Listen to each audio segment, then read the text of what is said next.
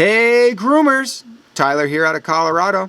Just wanted to show you something with your blade lock and hinge. If you're experiencing blades falling off of your clipper, it's most likely your blade lock's broken. It's a very simple fix, so let's get to it. Alright, so here's an Andis 5-speed clipper with a broken blade lock. If you look, it's broken. I'm looking right here. This blade lock should have a little hook to hold on your your blades. So let's take off the hinge. You just need a regular screwdriver. Undo those 2 screws. Now hold the hinge on. Set your screws down in a good spot where you won't lose them. And then we're going to remove the hinge and then the hinge spacer. Make sure you don't ever lose this piece. It just sits right in there and it spaces the hinge out from it all. Very important.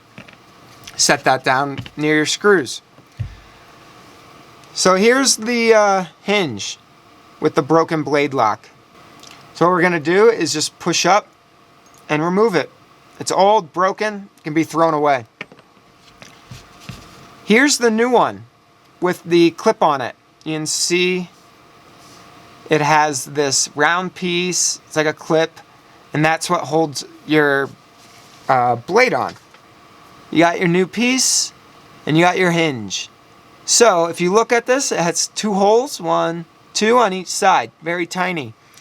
If you look at your hinge, there are 2 springs right here, 1, 2.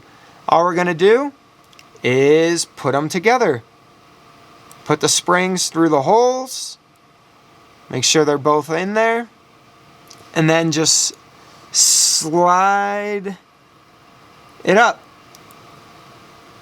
And then we're just going to push it up so the blade lock kind of grabs behind the hinge there. And that's it. Just put it back together. You got your spacer here. Just put the spacer on. Lay the hinge on. And put your screws back on. Make sure your screws are snug. Don't over tighten them, but just snug them up. And the other one. And that's easy peasy. Save you some money and have your blades stay on.